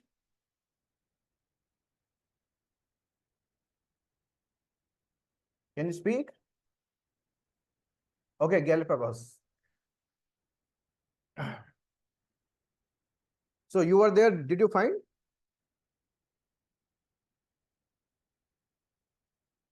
Okay. Okay, now adoption of Golden Gate Declaration with respect to APEC Summit of 2023. Let's move ahead. Now, yes, the APEC leaders endorsed the APEC Action Agenda on Climate Change and Energy Security. So that means the same type of concepts are discussed across all the summits: climate change, economy, sustainable development, SDG goals. These are the major concerns faced by the entire world. So these will be a major focus or area of attention across the summits. Now, but what is APEC? Yes, Asia Pacific Economic Cooperation. So it's a regional economic forum which established in 1989. Now, APEC aims to create a greater prosperity for the people of the region by promoting balanced, inclusive, sustainable, innovative, and secure. These 5 terms you can write with respect to each and every organization: balanced growth, inclusive growth, sustainable growth, innovative, and secure growth. Yes. Now, supported by permanent secretary based where in Singapore. Now, so that means countries of Asia and Pacific. Yes, Asia. So Pacific side of Asia and the Pacific side of North and South America, there can be. Okay, North and South America, the Pacific side and the Asian Pacific side. Now, hence there are various countries. Now, what is the status of India? India has got an observer status. So India currently has an observer status in APEC.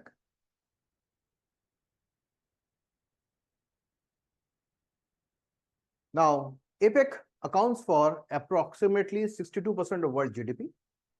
That means huge, because mostly they are countries like USA, China, or the rich countries like Japan, Australia, all these type of countries. So hence the volume of GDP of APEC countries is very high, more than 60% of the entire world, and it accounts for almost half of the world trade. It's one of the oldest and most influential multilateral platforms in Asia Pacific region. Now, interesting thing here is APEC operates based on no binding commitments. So the commitments that are decided are not binding. There are no treaty obligations. Yes. So it is important to note, not binding and no treaty obligations. So hence commitments are undertaken voluntary. It depends upon the country. So that means non-binding, their countries are not under obligations. It basically the concerns are being raised and it depends on the country to voluntarily accept them. Now, next comes into picture Nordic Baltic states. Nordic and Baltic states. So Nordic are the Scandinavian. Baltic are towards the Baltic Sea, that is again Eastern Europe. So there is a grouping which combines 4 or 5 what Nordic states and 3 Baltic states, and it now becomes what NB8, Nordic Baltic states. So these are Nordic Baltic states. So for example, the Baltics one are the Estonia, Latvia, and Lithuania. And when you talk about the Nordic, yes, good. And yes, here the Scandinavian 3, Finland, Sweden, Norway, Denmark, plus Iceland. So 5 here. So 5 Nordic countries. Now when we talk about Nordic countries, so Nordic countries, the term is, so they are basically a particular category of people of Germanic what ethnicity, Germanic. So Germanic people are termed as Nordic. Yes, they're mostly living in what upper parts of Europe, Scandinavia, Germanic. So they are termed as Nordic. So Nordic, if you want to note down, is Germanic. Germanic category or the grouping of people.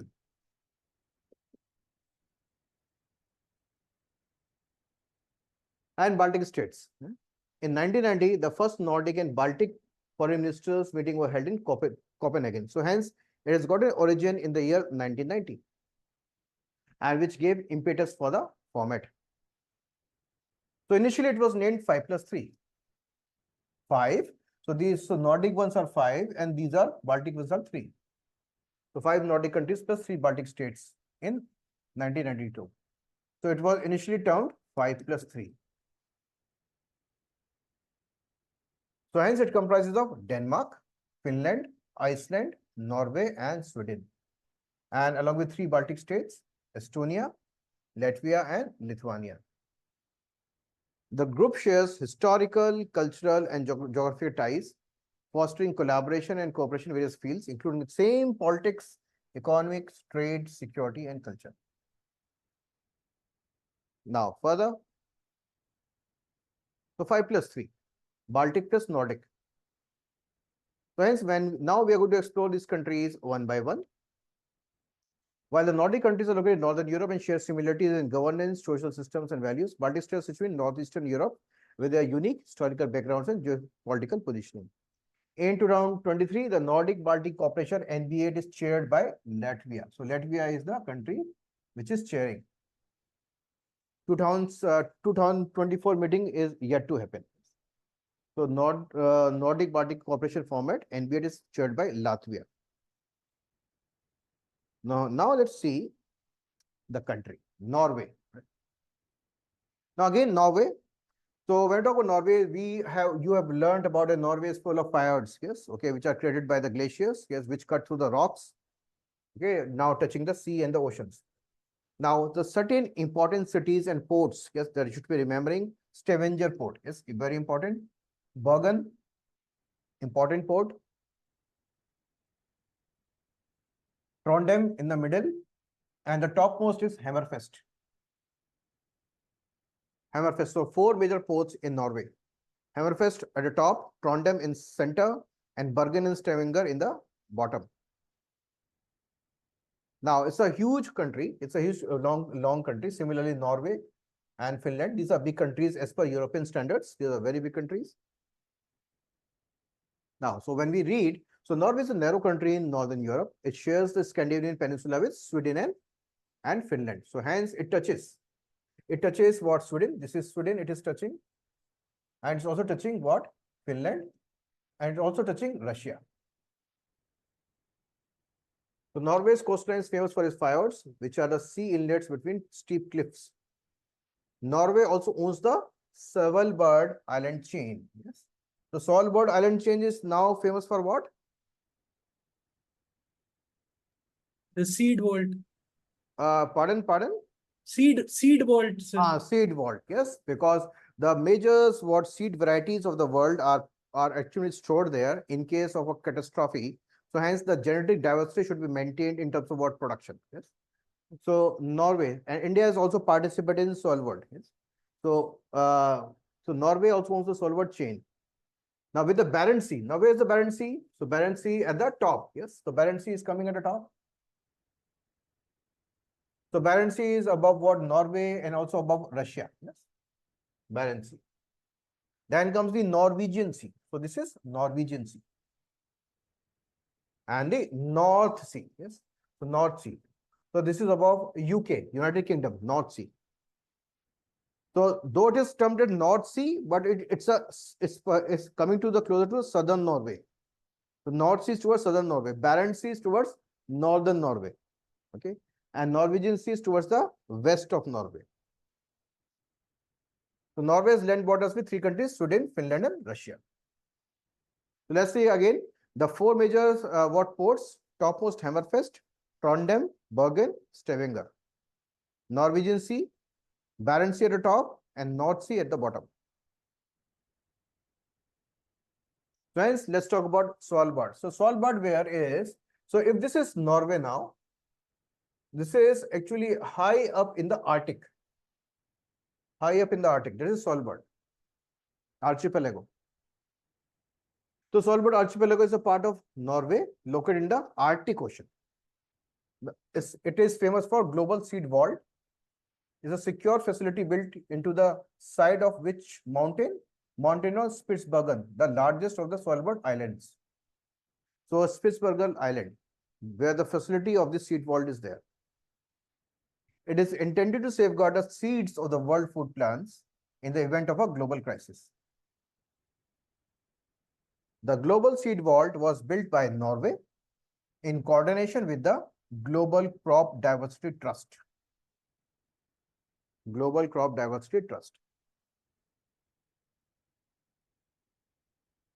Now, you are able to look at Barents Sea here. So Barents Sea is above what the Scandinavian countries. So Norway, Sweden, Finland, Russia. The Barents Sea is there.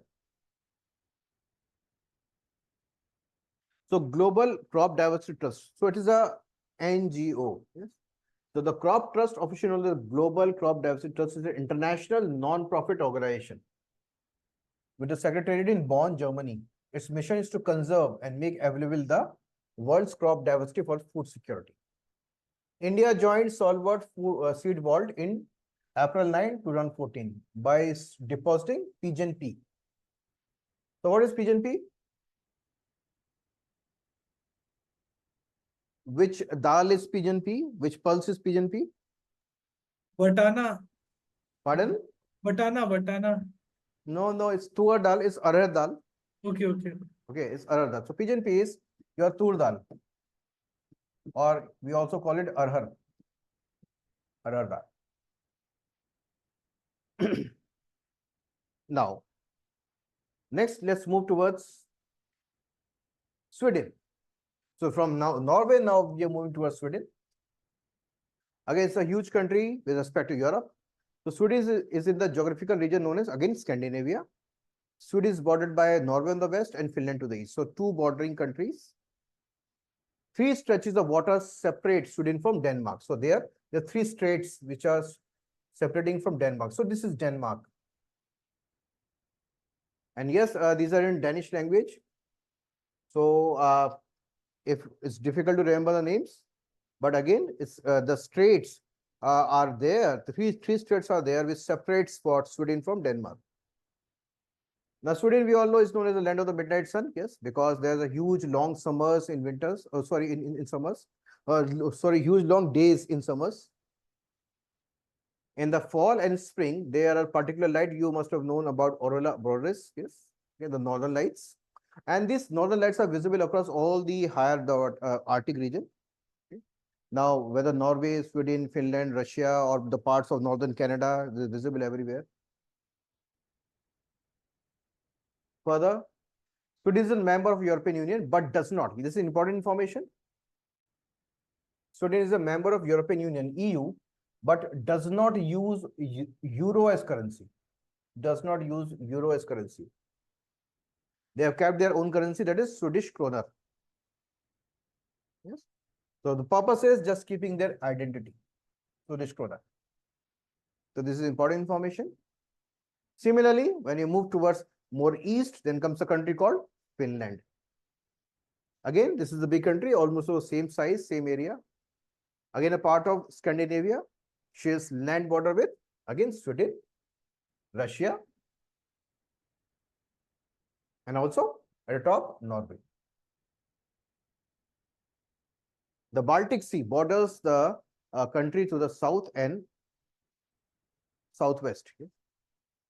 Now, there's also Gulf of Bothnia and Gulf of Finland. Now, Finland's remote northern province is also known as Lapland. Yes, this is a territory where a particular tribe lives, that is called Lapps or the Sami. So Finland is also home to Sami, a herding people, once also known as Lapps. They live in Lapland, where they herd reindeer. So it's almost like Santa Claus type stories you must have heard. So reindeers, okay, Santa Claus coming on a reindeer. So or reindeer pulled what sledge, yes. So that is linked with what the Sami people. Again, the Northern Lights is a similarity, and it's the most forested country in the entire Europe. So Finland is heavily forested. with over 70% of the country covered by thick woodland. 70%. It's the most forested country, densely forested country in the entire Europe.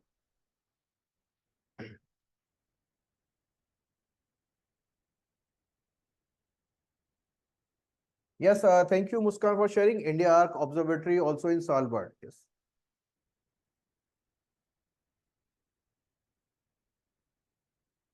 Okay. Now further. Now it is also called the land of thousand lakes. Yes, because Finland has got many lakes. Now, now country's top business is manufacturing. Yes, particularly in wood, metals, and electronic industries. Yes. And we know the Scandinavian countries are topmost in the Human Development Index. When we talk about happiness index, all these countries come first. Yes. So they are living in on what heaven on this earth. Yes. So what we estimate as per our standards. So location. So location is now let's talk about Iceland. Yes. Now Iceland was also in news due to the what volcano eruption. Now the government of Iceland confirmed the emergence of, or sorry, eruption of what? A very difficult name to spell, yes, or speak, Fegreds, as this was the what Icelandic language is difficult. So all those what Nordic languages are very difficult to speak. And this is the capital, Reykjanes or Reykjavik we used to study when we were studying in school. Now, Iceland is known as land of fire and ice because there's a huge what? Volcanic eruptions there, which is regular. There are enormous volcanoes here. Enormous volcanoes. Grindavik. Okay, Bhumika. Now, so Iceland, land of fire and ice. Now, so first of all, the important thing here is Iceland is located on the mid-Atlantic ridge. Now, this is a ridge, yes, so definitely what is separating what Eurasian part and the American part. So that means this is a little unstable. So technically the longest mountain range in the world, but on the floor of the Atlantic Ocean. The ridge separates the Eurasian landmass and the North American tectonic plates, and thus making them what? Unstable. So hence there is a huge seismic activity. It mostly is submarine running along the length of the Atlantic from north to south. Now, so when we see Iceland, it's basically an island. So Greenland Sea is at the top, and the Denmark Strait, and Denmark Strait separates it from Greenland.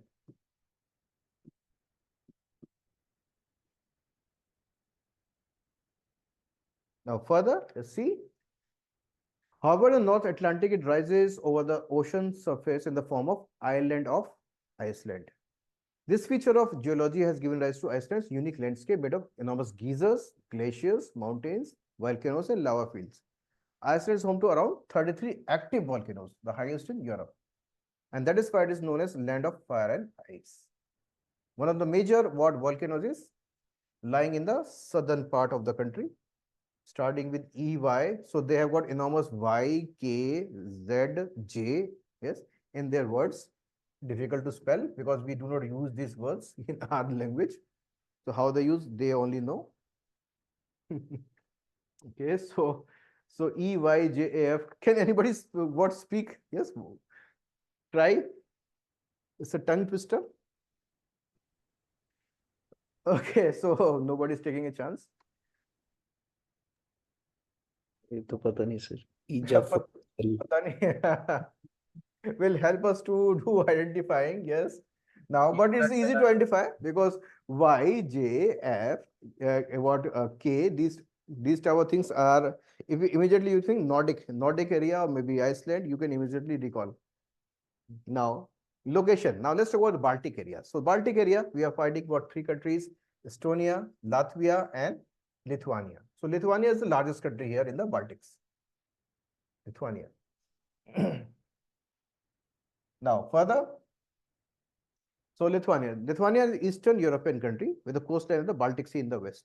So this is Baltic Sea. So when you see the Baltic Sea, it is coming from the Baltic states, starting from the, Poland is not a Baltic state. Baltic states are these three, starting from the Poland, crossing the Baltic states, and is going till the top, yes, till what? Your Finland and Sweden. So how many countries bordering what Baltic Sea? One is Sweden, one is Finland, then Estonia, Latvia, Lithuania, and Poland. So these are Baltic Sea. Now, what are the gulfs we are finding? Gulf of Bothnia. So Gulf of Bothnia lies between Finland and Sweden. Gulf of Bothnia. And Gulf of Finland between your Finland and Estonia. Again, these gulfs are important. Now Riga, Gulf of Riga. So Latvia's capital is Riga. So here Gulf of Riga, you can immediately connect. So Latvia's capital Riga. So hence Gulf of Riga is here. Gulf of Finland, Estonia and Finland. Gulf of Bothnia is Finland and Sweden. And Gulf of Dans, yes, this is Poland. So there are various gulfs. 1, 2, 3, and 4 gulfs are there. Now, so Baltic Sea. Now it is the largest and the most populous of the 3 Baltic states. The country is bordered by Belarus, Latvia, Poland, and Russia. So let's see again.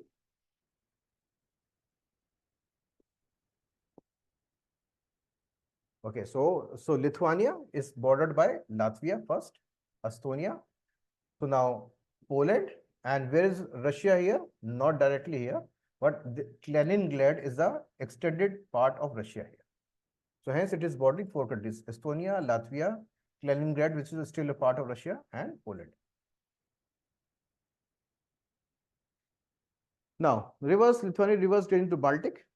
Now the longest river is Neman River, and the official language is Lithuanian. Now, a community, yes, Yiddish is a commonly spoken language by a community of the remaining Jewish population in Lithuania. Yes. Now, when I talk about Lithuania, first of all, is the largest country among the 3 countries: Estonia, Latvia, and Lithuania. So let's see again the gulfs: Gulf of Bothnia, Gulf of Finland, Gulf of Riga, Gulf of Dans. Now, so these are the Baltic states. Okay, so these are the locations for the day. And again, the numerous locations are building up for you. And you have to remember all of them. Now, so generally speaking, so what is your schedule for studying on daily basis? So how much you are able to put now? Are you writing tests, or are you studying on your own? Are you doing previous year's questions? So what are your strategy, general strategy?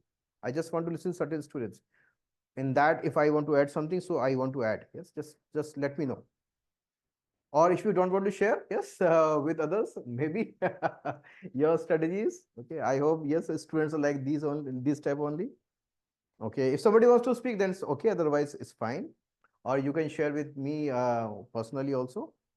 So I know certain students definitely more, like Smriti and Muskan. I know personally. I know Akash. I know Harsh. Yes, and there are certain students who have been studying with me. 5 or 6 students more: Purti, Afia, Nukshi, and others are there. Tanya. Yeah, I want to listen to Vipra. Vipra is a new girl. Yes, Vipra, can you speak? If you are able to speak. Yeah. So she is silent. Okay. Okay, now. So I hope you will be able to revise. What I studied is just start your day with the revision of locations and end your day with the revision of the locations only. And with respect to what, are you also doing CSET revision?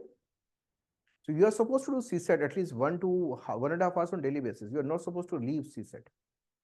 And now see, how many were happy when the examination date award shifted by 21 days? Okay, all of you were happy. All of you are happy. But it may curtail the preparation time for the mains examination. So that can be the problem.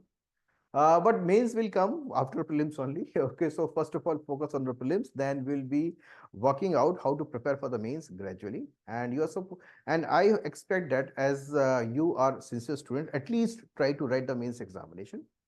Certain students among these are more mature. Definitely, they will be writing the mains examination. I know them. And this time, yes, maybe I will be helping them in what clearing the examinations finally. So that will be the progress. I hope these classes are working well for you. And this was the first time the current affairs classes are being undertaken. I hope these are working fine. I hope the handouts are also better. Yes, handouts will be helping you in revising a lot. So handouts. Yeah, sir, it's very thorough. Yes, sir. Okay, thank you. So thank you. So but these classes are now being arranged by me on daily basis because these are not made classes. And these are used only one time. Maybe next year the current affairs will be changing. So it changes over period of time. It's taking a lot of effort. So that's why be present in the class. Just it gives some more motivation so as to prepare the class for the next day also. Okay, and yes, properly arranged for you so that you can revise them as fast as possible. Yeah. So on this note, let's conclude today. We'll resume tomorrow with more international topics and more international locations. So please Sir, revise. Yes, please. so won't we get any offline notes like we got for polity and history for geography and economics? Uh, Or we just have to study with the PDFs that are PDFs, yes. At this moment, the PDF because so those notes which I sent the printed form were designed by me, you know. So that's why Yes, sir. they were easily converted into book form. Yes. But as the geography classes was taken by a different teacher, economy by Jwala sir, so they have their PDF formats. It's, Hmm. it's Okay, difficult sir. to convert them into book form. So maybe so for example, just I hope it's not difficult to revise from the PDF, but I know hard copies are more easy to read. Yeah. So, but today I shared about economy PDF also. Yes, sir. You did. Which was shared by Jwala sir. No. So, so please go through the PDFs. So at this moment, the PDFs are available for your geography and economy. No? Clear? Any other query? No queries? Okay, so please revise. Let's resume the class tomorrow. Thank you. Thank you. Thank Thank you.